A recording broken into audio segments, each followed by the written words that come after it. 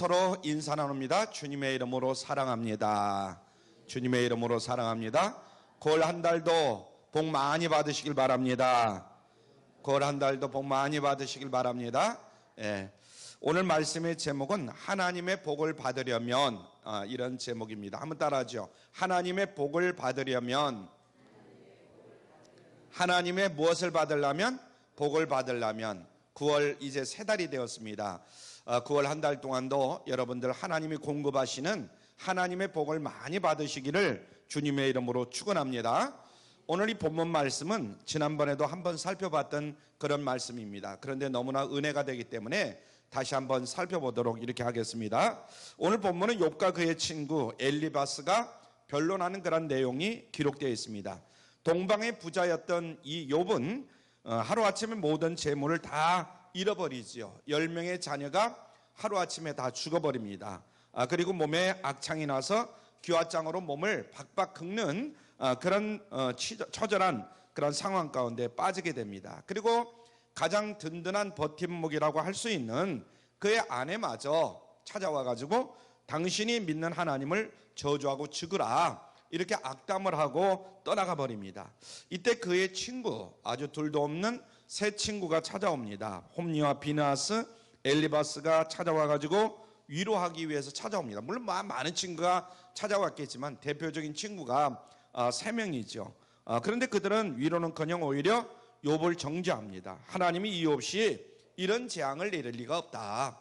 그러니까 하나님을 정죄하고 죽어라. 이렇게 이제 이야기를 합니다. 그러니까 속히 죽기 전에 회개를 해야 된다. 이렇게 일깨워지죠. 이 말을 들은 욥의 마음은 점점 완고해지는 것을 감출 수가 없습니다. 친구들과 맞서서 자신의 결백을 주장하게 됩니다. 이런 상황 가운데 대만 사람 엘리바스가 욥을 향해서 다시 흥하는 길, 복을 받는 비결이 무엇인가, 그것을 가르쳐 줍니다. 오늘도 우리가 엘리바스의 말이 욥에게 딱 맞는 말이라고 말할 수는 없겠지만은, 그러나 야간 욥에게 한 말씀을 마음에 새길 수 있기를 바랍니다. 그래서 하나님의 복을 받고 우리가 흥하려면 어떻게 해야 되겠는가, 그 비결이 무엇인가, 이걸 잘 깨달을 수 있기를 바랍니다. 그래서 엘리바스가 말하고 있는 복을 받는 가장 중요한 원칙은 바로 하나님과의 관계를 회복하는 데 있다. 어떻게 하는 데 있다? 하나님과의 관계를 회복하는 데 있다. 이것을 먼저 잘 깨달아야 됩니다. 자, 오늘 본문 욥기서 22장 21절 말씀을 함께 읽도록 하겠습니다. 시작. 너는 하나님과 화목하고 평안하라. 그리하면 복이 네게 임하리라. 너는 하나님과 어떻게 하라? 화목하고 평안하라. 그리하면 복이 어떻게 된다? 네게 임하게 된다는 거예요. 그러니까 우리가 이 땅에 살면서 늘 잊지 말아야 될 것은 하나님과의 관계를 어떻게 할 것이냐. 하나님과 무엇하라? 화목하라, 평안하라. 그리하면 복이 네게 임하리라. 이것을 늘 마음에 새길 수 있는 우리 모두가 되시기를 주님의 이름으로 부탁을 드립니다. 그러니까 진정한 복은 하나님의 관계 속에, 하나님과 나와의 관계 속에만 늘 임하게 된다 하는 것을 철저하게 깨달아야 된다. 오늘 많은 사람들은 하나님 밖에서 복을 구하려고 하는 경우를 많이 봅니다. 그래서 자기 자신의 힘과 자기 자신의 노력만으로 복을 어떻게 한번 얻어볼까, 이런 생각을 하게 됩니다. 그 결과는 무엇이죠? 자기 자신이 추구하던 복의 노예가 되어버린다는 거예요. 예? 한번 따라줘. 자기 자신이 추구하는 복의 노예가 된다.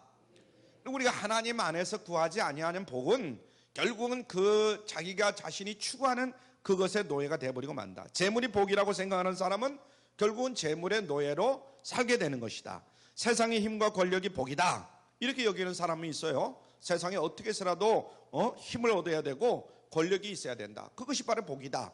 그런 사람은 결국은 권력의 노예가 돼버리고 맙니다. 그리고 자식이 복이다 이렇게 생각하면 자식의 노예가 돼버리고 말아요. 오늘날도 많은 사람들이 자식의 노예로 살아가는 경우를 굉장히 많이 봅니다. 그런 사람들 어떻게 됩니까? 자식의 노예가 돼가는 거예요. 자식이 하라는 대로, 자식이 그냥 속삭이면 같이 그냥 거기에 물들어가지고. 그리고 건강이 복이다 이렇게 생각하는 사람은 건강의 노예로 살아갑니다. 건강이 뭐가 좋대, 뭐가 그래, 그러면 뭐든지 어떻게 해서라도 건강이 좋다는 것을 하려고 합니다. 그래서 이 건강이 복이라고 생각하는 사람은 결국은 건강의 노예로 살아가게 되더라, 이런 얘기입니다. 물론 이런 것들이 중요하지 않다 이렇게 말할 수는 없죠. 우리가 살아가는데 자식도 중요하고 건강도 중요하고 뭐 등등 다 중요합니다. 그러나 하나님과의 관계 다음에 중요한 것이지 하나님과의 관계보다도 더 중요한 것은 아니다 하는 것을 우리가 늘 잊지 말아야 될 줄로 믿습니다. 그래서 하나님의 택하신 자녀들에게 재물의 복을 주시고 세상의 힘과 능력과 권력을 주시고 자녀의 복을 주시고 건강의 복도 주시기를 하나님은 원하신다. 그리고 하나님을 잘 믿을 때 그런 복이 임하게 된다 하는 것을 여러분들이 늘 깨달아야 될 줄로 믿습니다. 여기서 중요한 것은 우리가 추구하는 복에 노예가 되지 말라는 것. 다시 한번 따라하죠. 우리가 추구하는 복의 노예가 되지 말라. 이 모든 것이 하나님과의 관계 속에서 이루어지면 걱정할 필요가 없어요. 하나님의 관계가 잘 이루어지면 그 모든 것이 하나님께 영광이 되기 때문에 그런 말씀을 드리는 겁니다. 그런데 하나님과 무관하게 자기의 이기심과 자기의 욕망을 채우기 위한 수단이 되면 오히려 그것은 자기 자신의 영혼을 갉아먹는 독이 돼버리고 말더라 하는 것을 우리가 경험하고 또 그것을 잘 알 수가 있습니다. 그러므로 하나님과의 관계가 먼저 좋아야 된다 하는 것을 잊지 않기를 바랍니다. 하나님과의 관계가 어떻게 된다고요? 무조건 좋아야 된다. 좋아야 된다. 이것을 늘 우리가 깨달아야 된다. 그러므로 오늘 우리의 삶 가운데 하나님과의 관계를 가로막고 있는 요소가 무엇인가, 여기에 대해서 우리가 살펴보는데, 첫째는 마귀 사단의 유혹이 있다는 거예요. 한번 따라하죠. 마귀 사단의 유혹이 있다. 원수 마귀는 어떻게 해서라도 하나님과 우리 사이를 이간질하려고 합니다. 내가 하나님 앞에 가까이 나가서 이래서는 안 되겠지. 그러면 하나님은 어떤 사건, 어떤 문제를 꼭 일으켜요. 거기에 몰두하게 만듭니다. 그래서 이 하나님과 이 마귀 사단의 유혹이 항상 있어요. 하나님과의 관계에서는.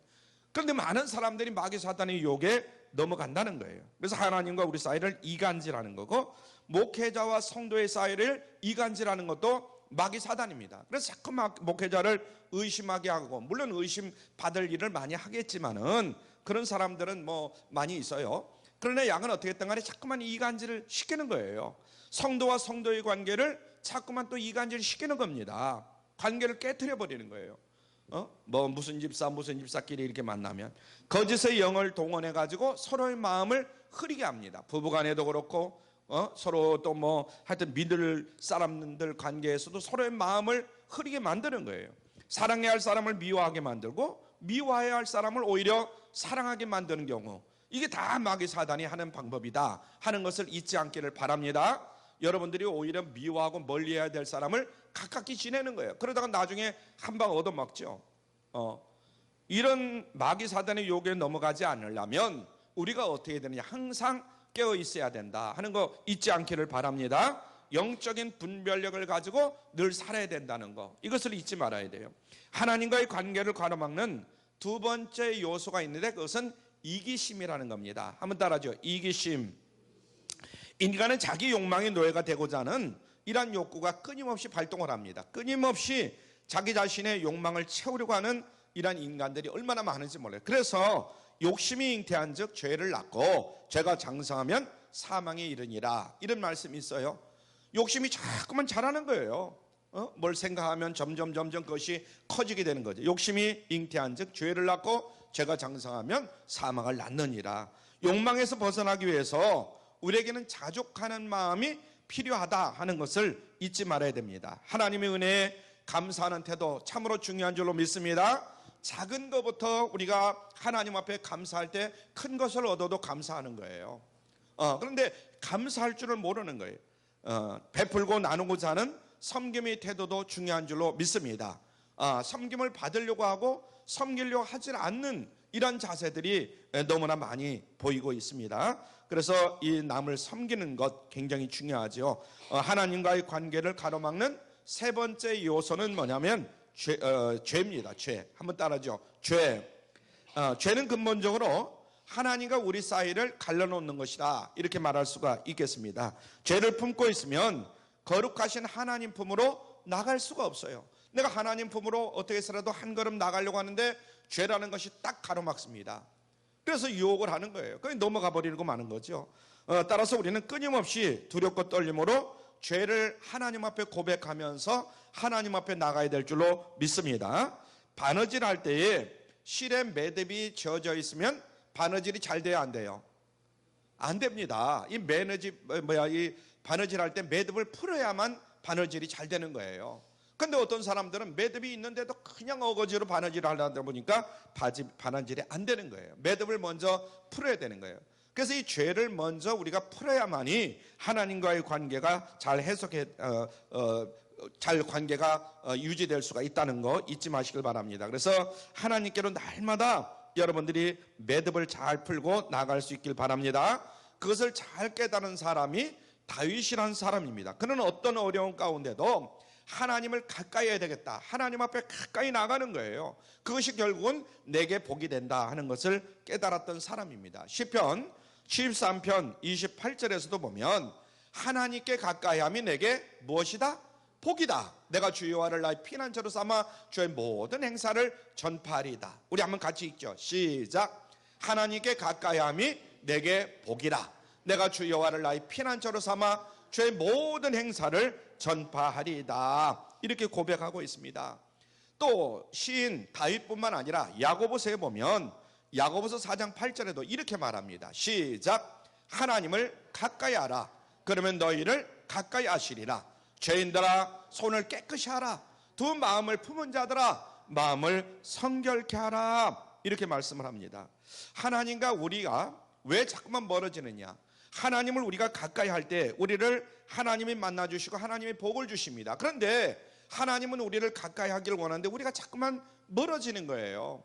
이게 문제라는 거죠. 그래서 당자가 아버지의 품을 떠났을 때 그는 있는 것 모든 것을 다 잃어버리고 맙니다. 처음에는 자기가 가지고 있는 것 가지고 얼마든지 잘 살 수 있다 이렇게 생각을 했던 거예요. 이건 큰 오산이죠. 다 잃어버리는 거예요. 그러나 자신의 죄를 뉘우치고 아버지의 품으로 돌아왔을 때 그것이 결국은 회복의 은혜가 된 줄로 믿으시길 바랍니다.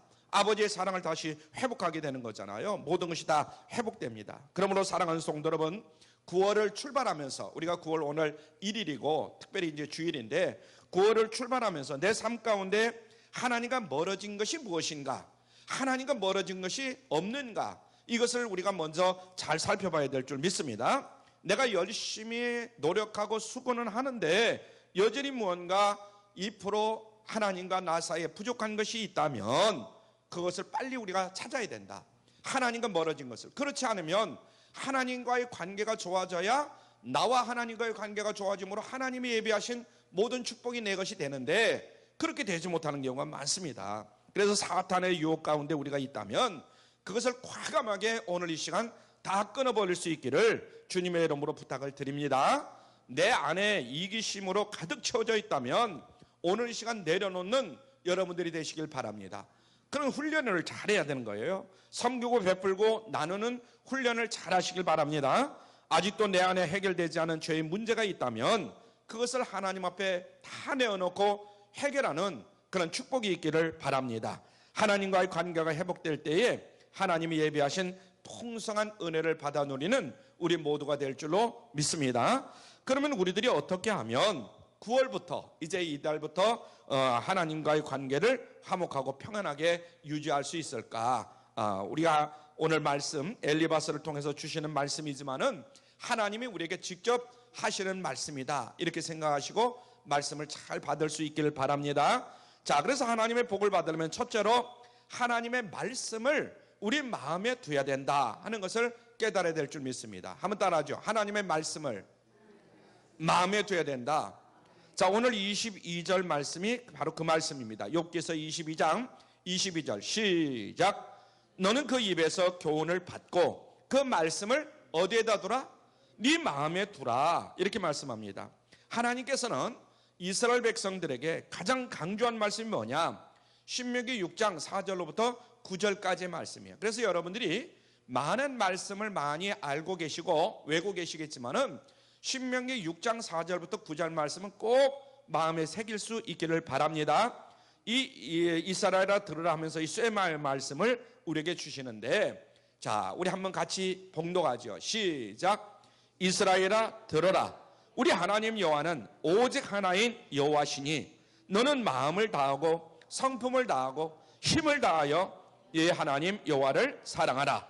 오늘날 내가 네게 명하는 이 말씀을 너는 마음에 새기고 네 자녀에게 부지런히 가르치며 집에 앉았을 때에든지 길에 행할 때에든지 누웠을 때에든지 일어날 때에든지 이 말씀을 강론할 것이며 너는 또 그것을 네 손목에 매어 기호를 삼으며 네 미간에 붙여 표를 삼고 또 네 집 문설주와 바깥문에 기록할지니라. 아멘.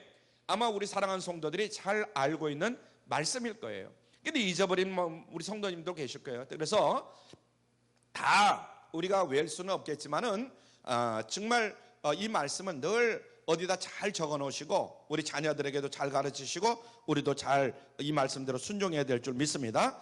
자, 여기서 강조하는 것은 다시 앞으로 넘겨봐요. 6장 4절부터 거기 보면 온 마음과 우리가 먼저 온 마음과 성품과 힘을 다해서 여호와 하나님을 사랑해야 된다는 거예요. 한번 따라줘. 온 마음과 성품과 힘을 다해서 하나님을 사랑하자. 사람은 하나님을 사랑하는 것이 뭐냐? 바로 하나님의 말씀을 우리 마음 가운데 두고 자녀에게 부지런히 가르치고 말씀을 항상 삶 가운데 품고 사는 것이다 하는 것을 말씀하고 있습니다. 그래서 하나님의 말씀은 우리의 내면의 삶을 비추어주는 거울과 같은 것이다 하는 것을 늘 잊지 말기를 바랍니다. 말씀은 우리의 삶을 가르쳐주는 나침판과 같다, 이런 말씀이에요. 말씀은 우리의 삶을 변화시키는 능력입니다. 그래서 말씀은 우리를 치료하시고 회복시켜주는 놀라운 능력을 가지고 계십니다. 아멘. 하나님의 말씀은 우리의 어두운 인생길을 밝혀주는 등불과 같고, 요즘 여러분들 내비게이션 아마 차에 다 달고 다니실 건데 이 내비게이션과 같은 그런 말씀이다 하는 것을 늘 잊어서는 안 됩니다. 그래서 하나님의 말씀의 등불이 꺼지면은 그 인생은 캄캄한 어둠 가운데 방황할 수밖에 없다 하는 것을 우리가 인정을 해야 됩니다. 여러분들이 자동차를 운전할 때 내비게이션이 없으면 처음 가는 길은 자꾸만 물어봐야 되고 또 뭐 그러면서 가야 될 수밖에 없는 거잖아요. 그런데 여러분들이 차에다 내비게이션을 달고 나면 내비게이션이 인도하는 대로 가면 되는 겁니다. 사랑하는 성도 여러분, 하나님의 말씀을 날마다 사모하시기를 바랍니다. 날마다 하나님의 말씀을 읽고 묵상하시기를 주님의 이름으로 축원합니다. 그리고 지켜 행하시길 바랍니다. 이것이 바로 하나님과 나와의 관계를 화목하게 이루는 지름길이다 하는 것을 잊지 마시기를 바랍니다. 우리들이 하루의 삶 속에서 얼마나 많은 말을 하고 얼마나 많은 소리를 듣고 있는지 몰라요. 그런데 지금 정작 우리는 하나님의 말씀에 귀를 기울이는 시간이 별로 없어요. 하나님의 말씀을 듣고 지켜 행하는 그런 시간이 별로 없다, 이런 말입니다. 그래서 절대로 우리는 후탁교인이 되어서는 안 된다. 후탁교인이 되지 말아야 된다. 주일날 예배드리고 집에 돌아와서 다음 주일날 아침에 이제 교회 올라니까 성경책이 어디 있는가 몰라요. 그 성경책 어디 있냐 물어봐가지고 보면 어디 이제 올려놓은 데가 있단 말이죠. 그럼 일주일 내내 먼지가 묻어가지고 그럼 탁탁 털어가지고 또 들고 오는 이런 성도들이 많아요. 일주일에 한 번 그냥 주일날 올 때 그냥 성경을 들고 온 거예요. 그래서 후탁교인, 후후 불고 탁탁 쳐가지고 이제 교회에 온다는 거예요. 그래서 후탁교인이라 이런 이야기를 하잖아요. 여러분, 어떻게 이런 분들이 하나님의 인도함을 받을 수 있을까? 우리가 한번 생각해 봐야 됩니다. 자, 이 시간 이런 결단을 여러분들이 한번 해보시길 바랍니다. 영어 성경이라 영어라 좀 그런데 좀 여러분들이 같이 따라 읽기를 바랍니다. No Bible, no breakfast. 한번 같이 읽죠. 시작. No Bible, no breakfast. No Bible, no newspaper. No newspaper. 또 No Bible, no watching TV. 이 말은 뭐냐면 우리가 아침에 성경을 먼저 읽기 전에는 절대로 밥을 먹지 말아라. 그리고 성경을 읽기 전에는 신문을 펴지 않으리라. 우리가 성경을 읽기 전에는 TV를 켜지 않으리라. 이런 뜻이 되겠습니다. 여러분, 한번 이 말씀대로 여러분들이 지켜 보세요. 우리가 대개 보면 아침에 딱 일어나면 성경을 보기 전에 TV를 켜는 경우가 많잖아요. 밥을 먹기 전에 꼭 성경을 한 장이면 한 장, 두 장이면 두 장 읽어야 되는데 우리가 밥을 먹기 전에 성경 보는 경우 참 힘들어요.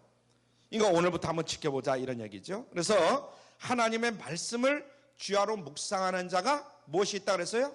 복이 있다 그랬어요. 하나님의 말씀을 주야로 묵상하는 자가 복이 있는 거예요. 다윗은 그걸 알고 다윗은 이제 그걸 실천합니다. 시냇가에 심겨진 나무가 시절을 쫓아 열매를 풍성하게 맺듯이 하나님 앞에 늘 말씀을 먼저 읽는 자에게 하나님은 복을 주신다는 겁니다. 축복과 저주의 장인 신명기 28장 1절에 보면 우리가 이제 그 다음에 보면 저주의 장이 나오는데 축복과 저주의 장입니다. 자, 신명기 1장 우리 한번 같이 봉독하죠. 시작. 네가 네 하나님 여호와의 말씀을 삼가 듣고 내가 오늘날 네게 명령하는 그 모든 명령을 지켜 행하면 네 하나님 여호와께서 너를 세계 모든 민족 위에 뛰어나게 하실 것이라. 아멘. 그러면서 뭐냐면 들어가도 나가도 복을 받게 하신다. 너희 손이 수고한 대로 복을 받게 하신다. 자녀들이 세계 모든 민족 위에 뛰어나게 하신다. 하늘의 보고를 활짝 열으셔가지고 넘치게 하는 복을 주신다. 모든 대적을 물리치고 승리하게 하는 그런 복을 주신다. 그래서 이 약속된 복을 여러분 모두가 다 누리시기를 주님의 이름으로 축원합니다. 할렐루야. 이 말씀을 듣고 지켜 행하는 사람에게 그런 복을 주신다는 거예요. 그러므로 사랑하는 성도 여러분, 하나님의 말씀을 이제부터 가까이 하시고 말씀을 사모하시는 여러분들 되시길 바랍니다.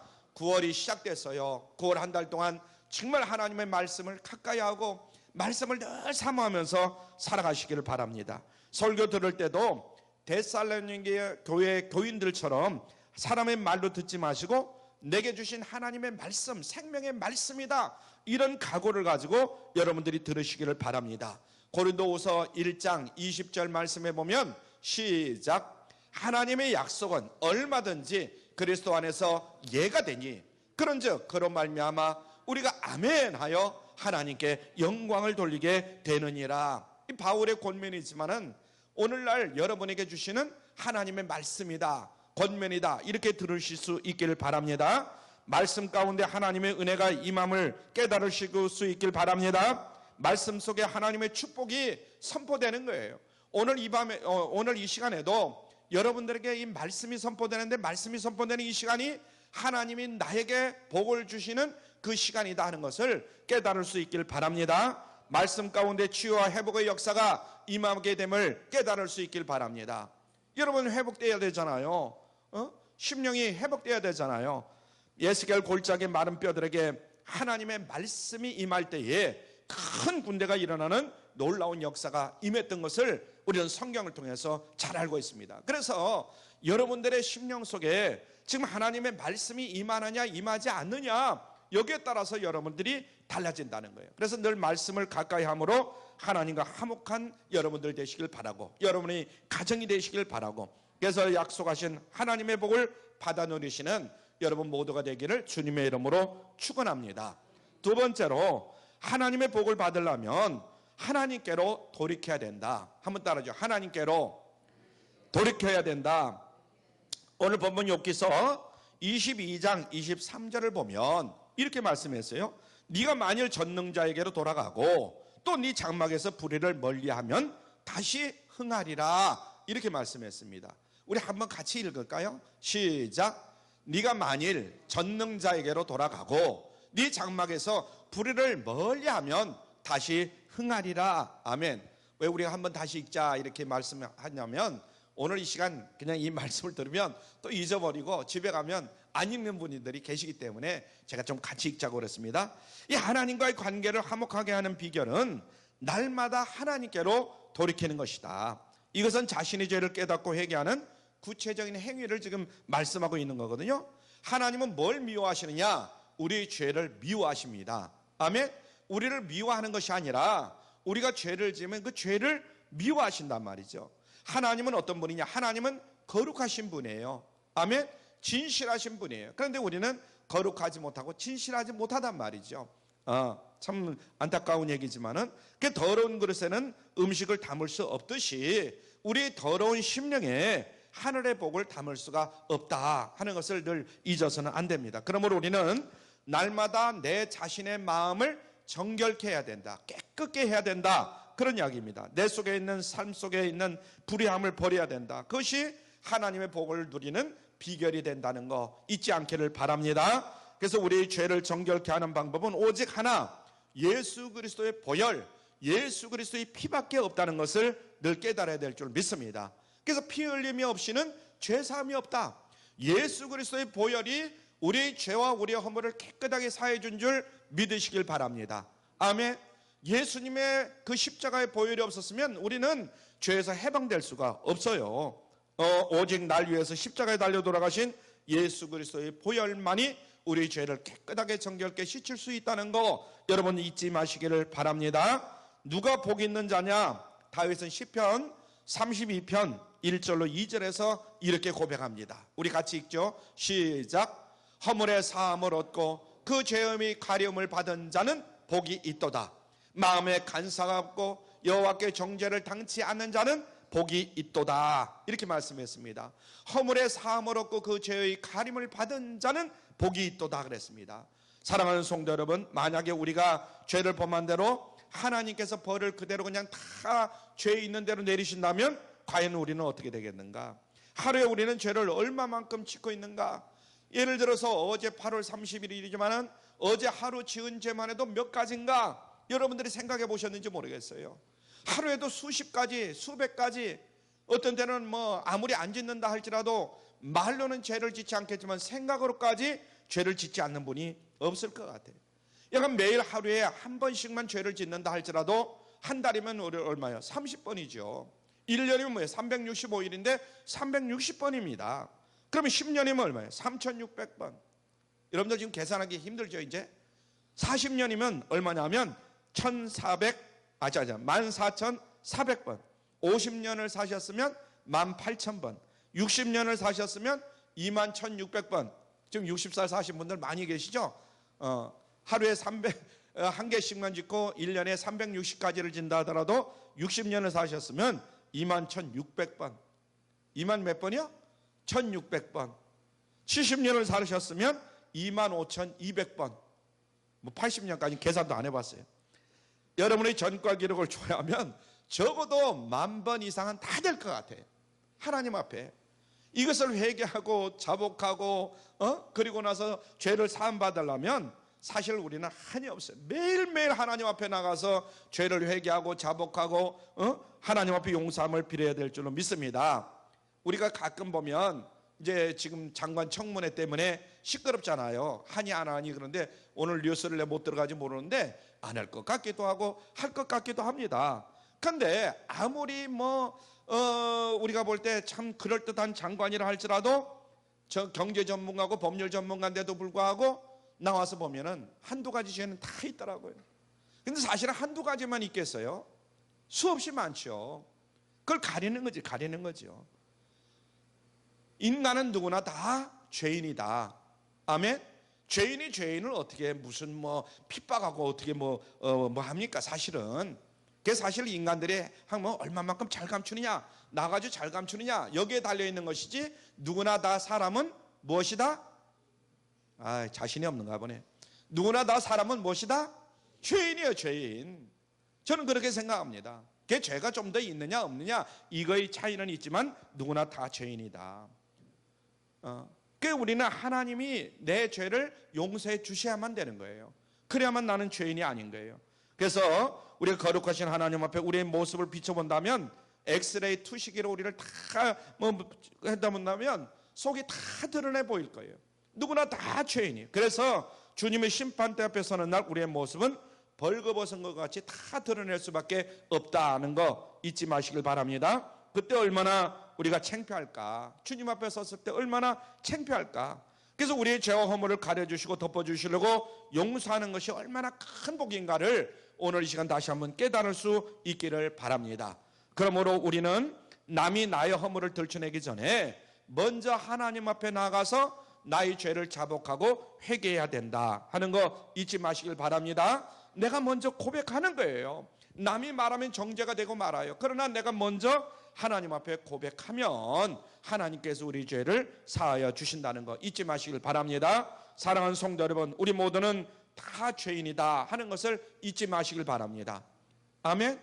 아멘 안 하시는 분들이 있어요. 나는 의인이다. 물론 자칭 의인이라고 할 수 있지만은 하나님 앞에는 누구나 다 죄인이라는 거예요.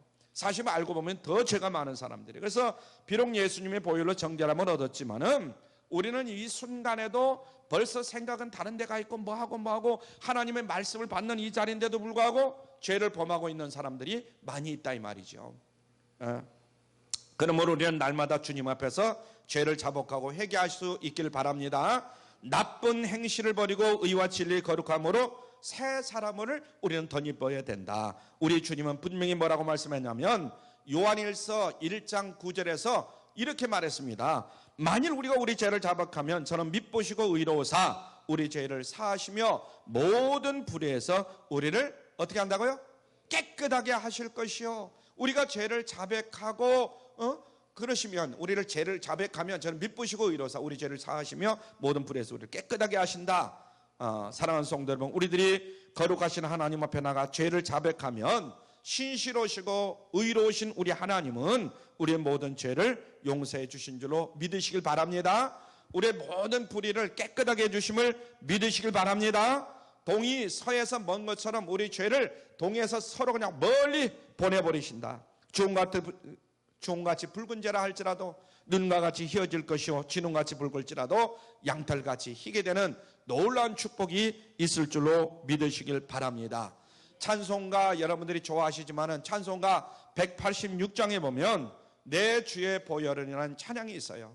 저는 굉장히 이 찬양을 좋아합니다. 내 주의 보혈은 정하고 정하다 내 죄를 정케 하신 주 날 오라 하신다.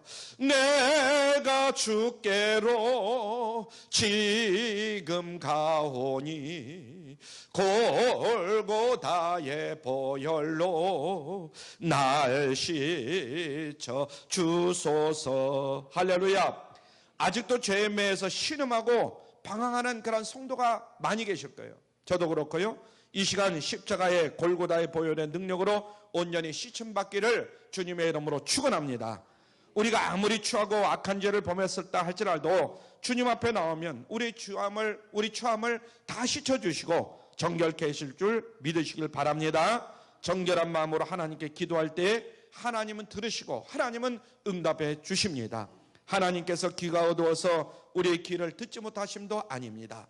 우리는 하나님이 귀가 혹시 먹으신가 아닌가 이런 생각을 하지만 내가 아직 하나님 앞에 회개하지 않았다는 거예요. 손이 짧아서 우리를 붙잡지 못하는 것도 아니고 하나님과 나 사이에 죄의 담벼락이 쳐져 있기 때문에 내 죄에 내 회개하는 것을 듣지를 못하는 거예요. 먼저 우리가 철저하게 하나님 앞에 회개하고 나가야 될 줄로 믿습니다. 하나님과 나 사이의 죄의 담이 가로막혀 있기 때문에 하나님이 내 소리를 듣지 않으시는구나 하는 것을 깨달아야 됩니다.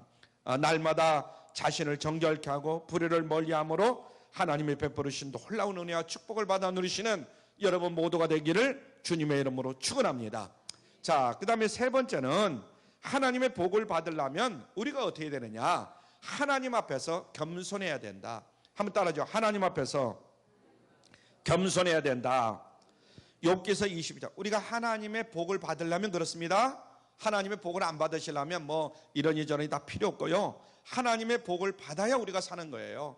그러므로 세 번째는 뭐라고요? 하나님 앞에서 겸손해야 된다는 거. 오늘 29절로 30절의 말씀입니다. 29절 30절. 자, 본문 29절을 먼저 우리 한번 같이 봉독합니다. 시작. 네가 낮춤을 받거든 높아지리라 말하라. 하나님은 겸손한 자를 구원하시리라. 이렇게 말씀합니다. 욥은 자기 자신의 무죄를 주장하면서도 자신도 모르게 교만해지는 이런 모습을 보이게 됩니다. 그때 엘리바스는 너희 교만을 내려놓으라. 이렇게 말하는 것을 봅니다. 하나님과 우리 사이를 가로막는 요소, 가장 큰 요소는 뭐냐면 바로 교만이라는 거예요. 교만. 그래서 잠언서 16장 18절에도 보면 교만은 패망의 선봉이요. 그런 말씀이 있어요. 교만은 패망의 선봉이요. 거만한 마음은 넘어짐의 앞잡이니라. 이렇게 말씀을 했습니다. 교만은 하나님의 은혜를 우리가 망각할 때에 교만한 마음이 생겨요. 그래서 우리가 사람과 사람 사이에 가장 무서운 그 죄가 뭐냐면 교만이라는 죄, 교만죄. 여러분들이 남편 왜 오늘 같이 교회 안 나가 뭐 해? 그러면 이 교만하기 때문에 뭐 어쩌고 저쩌고 이런 이야기 저런 이야기를 합니다. 참 무서운 죄입니다. 그래서 하나님의 은혜를 깊이 묵상하고 하나님 앞에 내가 받은 은혜와 사랑을 깨달을 수 있도록 우리는 늘 겸손하기를 주님 앞에 늘 구해야 되고 겸손한 자가 될 수 있기를 주님의 이름으로 부탁을 드립니다. 아멘. 겸손함으로 나가야 된다. 날마다 자기 자신을 낮추시고 위대하신 하나님을 바라볼 수 있기를 바랍니다. 주님이 도와주시지 않으면 나는 아무것도 할 수 없는 미련한 인생인 것을 믿음으로 고백할 수 있길 바랍니다. 나는 할 수 없지만 하나님이 능력 주실 때, 하나님이 나를 붙들어 주실 때 내가 하나님 뜻대로 할 수 있다. 늘 이런 생각을 가져야 돼요. 그래서 하나님은 교만한 자를 대적하시고 겸손한 자는 반드시 다시 이렇게 세워주심을 믿으시길 바랍니다. 할렐루야. 하나님을 보좌로 덮어주시는 거예요. 오늘 여러분 모두가 다 겸손한 자 되기를 다시 한번 주님의 이름으로 부탁을 드립니다. 하나님과 화목하고 평안을 유지할 때 하나님이 주시는 축복이 여러분에게 임하게 됩니다. 우리들의 삶을 다시 흥하게 하십니다. 전능하신 하나님이 내 삶의 보배가 되어주십니다. 그래서 혹시나 오늘 여러분들이 교만함이 있다면 겸손함으로 여러분들이 바꿀 수 있기를 바랍니다. 날마다 하나님의 말씀을 여러분의 마음에 새기시고 하나님을 가까이 하고 하나님 앞에 더욱더 겸손함으로 하나님이 주신 복을 풍성히 받아 누리는 여러분들 다 되시기를 주님의 이름으로 축원합니다. 기도합니다. 아버지 하나님,